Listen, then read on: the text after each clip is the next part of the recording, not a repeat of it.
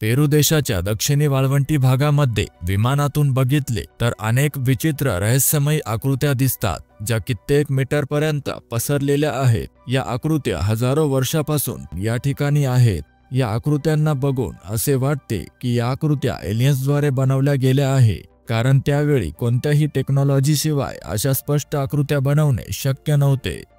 आज आपण एका अशा रहस्याचा पडदा उघडणार आहोत जे हजारो वर्षापासून पेरूच्या वाळवंटात शांतपणे दडलेले आहे। एक असं गूढ जे मानवी कल्पनाशक्तीला आणि बुद्धिमत्तेला आव्हान देते।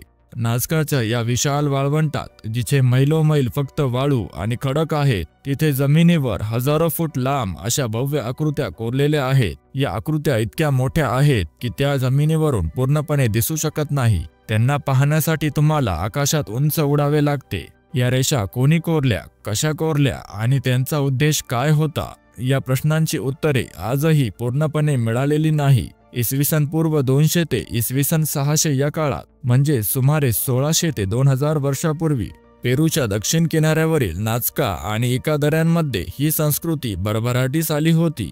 नाझका लोक हे कुशल कारागीर आणि अत्यंत धार्मिक वृत्तीचे होते। त्यांची मातीची भांडी त्यांच्या सुंदर आणि रंगीत चित्रासाठी प्रसिद्ध होती। त्यांच्या मातीकामात आणि कापडावरही आपल्याला अनेकदा प्राणी, पक्षी आणि मानवी आकृत्या दिसतात, ज्या नाझका रेषांमध्येही आढळतात। पण या नाझका लोकांनी वाळवंटात इतक्या विशाल रेषा का कोरल्या? त्यांच्याकडे आजच्यासारखी कोणतीही आधुनिक उपकरणे नव्हती, ना विमाने, ना ड्रोन, ना GPS। मग त्यांनी जमिनीवर इतक्या अचूक आणि विशाल आकृत्या कशा कोरल्या असतील? हे खरंच एक मोठं आश्चर्य आहे। या रेषा कोरण्याची पद्धत तशी साधी होती, पण त्याचे प्रमाण आणि अचूकता थक्क करणारी आहे।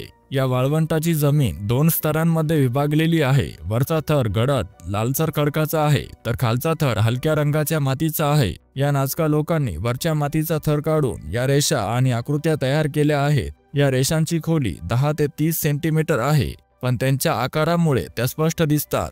या रेषा हजारो वर्षापासून कशा टिकून राहिल्या हा देखील एक प्रश्न आहे। या नाझका रेषांमध्ये विविध प्रकारच्या आकृत्या आढळतात। काही आकृत्या सरळ रेषा, त्रिकोण, चौकोन यांसारख्या भूमितीय रचना आहे, तर काही आकृत्या सजीव प्राण्यांच्या आहे। त्यातीलच हमिंगबर्ड ही एक अतिशय सुंदर आणि प्रसिद्ध आकृती आहे। सुमारे 93 मीटर लांब असलेली ही आकृती नाझका लोकांच्या कलेचे उत्तम उदाहरण आहे। माकड, सुमारे 100 मीटर लांब असलेले हे माकड 9 बोटांसह दाखवले गेले आहे।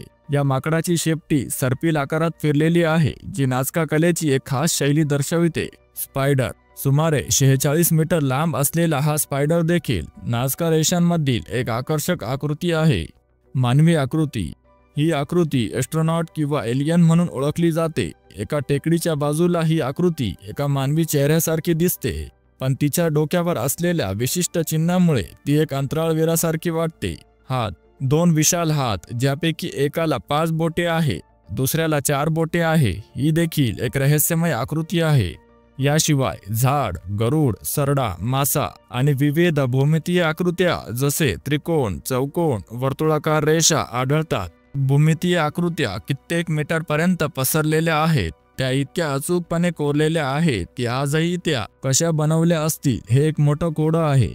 नाझका रेषा कोणी कोरल्या हे जरी स्पष्ट असले तरी त्या कशासाठी कोरल्या गेल्या याबद्दल अनेक सिद्धांत आहे। काहींच्या मते या रेषा म्हणजे एक विशाल खगोलशास्त्रीय कॅलेंडर होत्या। एका जर्मन गणितज्ञ आणि पुरातत्व शास्त्रज्ञांच्या मते अनेक रेषा आणि आकृत्या सूर्योदय आणि सूर्यास्ताच्या विशिष्ट बिंदूशी तसेच महत्त्वाच्या नक्षत्राच्या स्थितीशी जुळतात, तर काही संशोधकांच्या मते नाझका रेषा धार्मिक विधीचा भाग होत्या।